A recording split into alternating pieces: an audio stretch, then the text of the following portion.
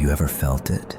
Something standing just outside your sightline, a ripple in the air, a shadow that shouldn't be there, and yet is. Tonight, we're not talking about the absence of light, but a presence that steals it, the unseen shadows. Are they tricks of the mind, or visitors we weren't meant to see? Watch the wall. Light wavers, shapes stretch and bend, the room breathes. Shadows aren't static, they drift with dust, with heat, with your heartbeat. Our brains stitch that motion into meaning, but sometimes the shape that forms feels like it knows you're watching. Long before motion sensors and night vision, people told the same story with different names. Figures at the edge of lamplight, visitors in doorways that never open. Folklore speaks of watchers, spirit silhouettes in deserts, silent companions in forests, hallway presences that pass like a cold draft. Across continents, one theme repeats. The outline arrives first, and the meaning follows. Science offers tools and humility. In low light, your vision switches to night mode. Motion sensitivity rises, detail falls. Peripheral vision fires first. Your brain predicts, fills gaps, protects you. It invents faces where there are none. Pareidolia. It smooths away static until something pops back. Troxler fading. Between waking and sleep, you may feel a presence. Hypnagogia, or wake frozen, seeing a figure at the bed's edge. Sleep paralysis. These are not failures, they're features that sometimes misfire.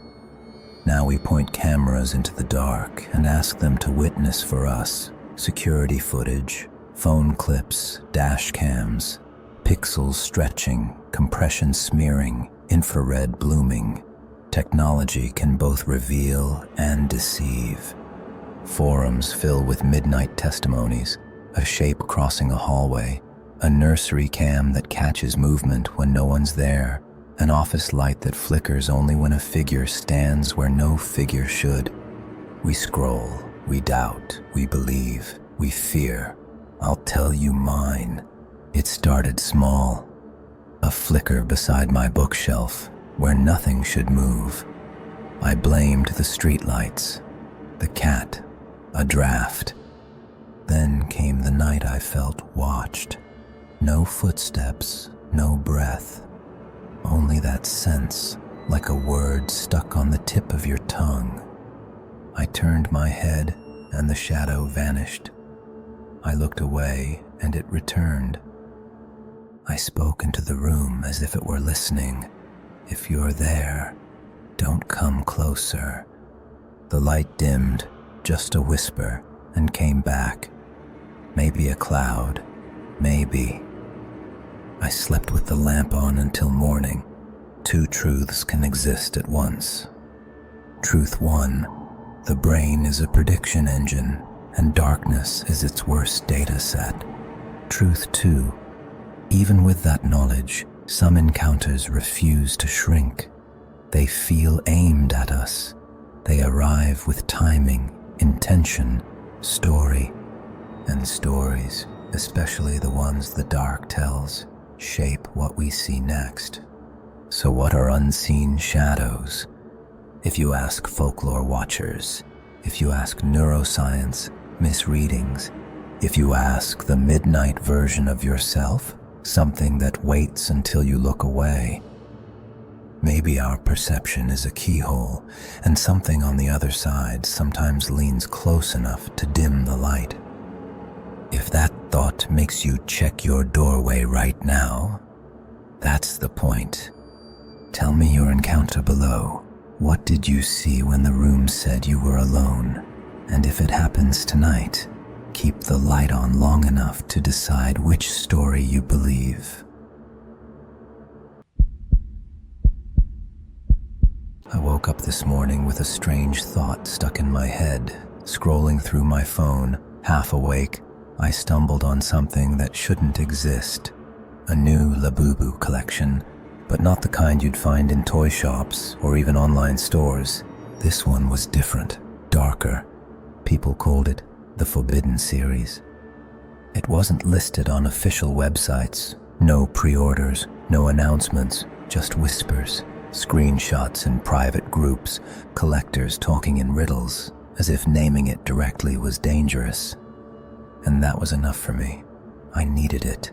I messaged one of my contacts, a guy who always bragged about having access to rare figures before anyone else. When I asked about the forbidden Labubu, he didn't reply right away.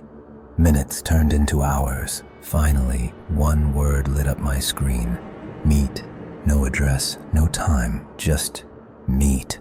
That night, I found myself standing in a dim parking garage, the kind where every footstep echoes too loudly. From the shadows, a man approached.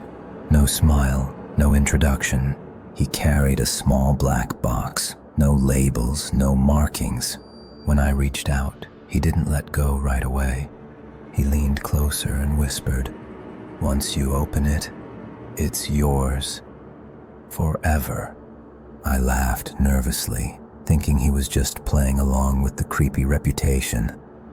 But when I blinked, he was gone. No footsteps, no sound, just me, holding the box. Back home, I placed it on the table. For a moment, I just stared. The box seemed heavier than it should have been. Its surface felt warm, almost like skin. Finally, I lifted the lid.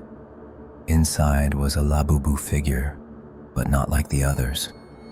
This one wasn't smiling. Its face was twisted into something between a grin and a snarl. Its eyes, glassy and dark but not empty. They looked like they were watching me. I felt a chill crawl down my spine. Collectors always joke about haunted toys, but this felt different. This wasn't a joke. That night, I placed the figure on a shelf with the rest of my collection. But I couldn't sleep. Every time I closed my eyes, I swore I heard faint scratching, tiny footsteps across the floor. And once, when I turned on the light, the Labubu wasn't where I left it. It was closer to my bed. Over the next few days, things got worse. My phone began glitching whenever I tried to take a picture of the figure. The screen would distort, colors bleeding into shapes I couldn't recognize. Once, I managed to snap a photo before it froze. And in that image, the Labubu's mouth was wide open, filled with sharp, jagged teeth. But when I looked back at the shelf, the figure was normal again. Normal, if you can call it that. Friends stopped visiting. They said my apartment felt wrong, like the air was heavy. One of them swore he saw something move in the corner of his eye, a small shadow darting across the room. He left and never came back. I tried to ignore it, tried to tell myself it was just paranoia. But then came the night I woke to find the box back on my table, closed, sealed, as if I had never opened it. My hands shook as I reached for it. This time, when I opened the lid, the figure wasn't alone. There were two, identical, both staring at me. I wanted to scream, but no sound came out. I slammed the lid shut and ran. I don't even remember grabbing my keys. When I returned the next day, the apartment was silent. Too silent. The box sat exactly where I'd left it. But now, it was empty. I searched every corner, every drawer, every closet. Nothing, until I finally dared to check the mirror behind my reflection. Small shapes, moving, dozens of them. That was the last time anyone heard from me. They say a neighbor complained about noises, scratching walls, laughter in the middle of the night. When the landlord opened my apartment, all he found were empty shelves and a single photo lying on the floor. A picture of me, surrounded by figures, all of them wearing that twisted Labubu grin. And if you're hearing this, maybe it's already too late, because the forbidden collection doesn't stay with one person forever. It spreads, it waits, and maybe it's waiting for you next. Have you ever sat at home late at night, certain that you were alone, only to feel the unmistakable weight of someone's eyes on your back? That sensation, that tingling at the base of your neck, the sudden urge to turn around, the fear of finding nothing there. What if it wasn't nothing? What if you were never truly alone? For as long as people have lived inside walls, they've spoken of invisible watchers. In Scandinavian folklore, they are called nisses, house spirits who guard, punish, or simply observe. In Slavic tradition, it is the domovoi, a shadowy presence believed to lurk in every home, protecting families, but punishing those who forget respect. Japan speaks of zashiki warashi, childlike spirits who live in guest rooms, bringing either fortune or dread depending on how they are treated. Across cultures, the message repeats, you may think you're alone in your house, but something is always there with you. Modern science offers an explanation. Psychologists say the feeling of being watched is deeply wired into human survival.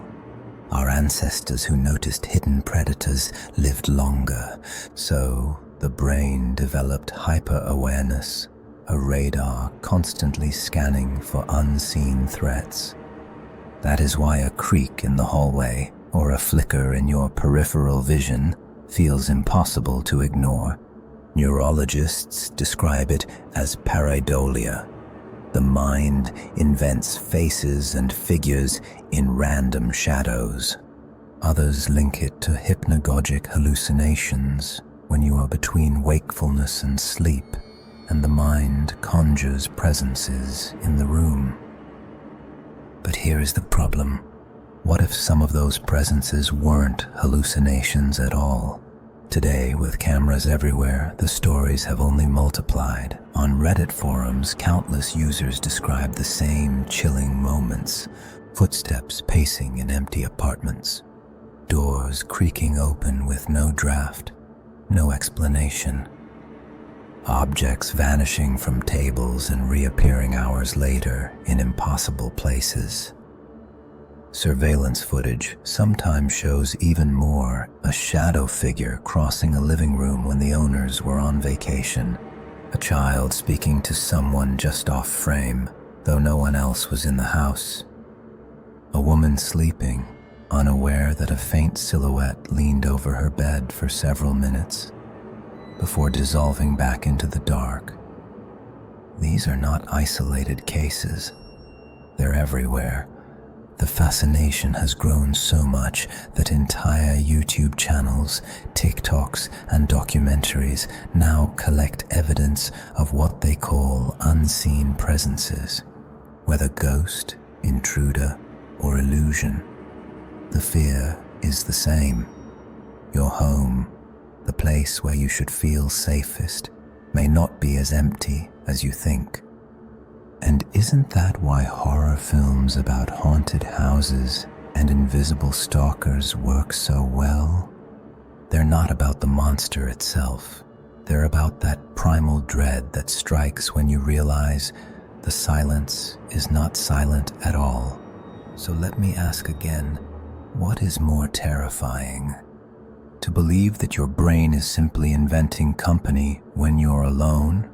Or to accept the possibility that someone or something really is standing just behind you, watching, waiting? Philosophers call this the veil of perception. Our senses only show us a narrow sliver of reality. What if, just beyond that sliver, there are eyes, countless, patient, watching? The next time you're home alone, and the house groans as if someone stepped on the floorboards, The next time you feel that unmistakable burn of invisible eyes on your back, don't rush to dismiss it, because the truth is, none of us are ever truly alone. Not in this house, not in any house.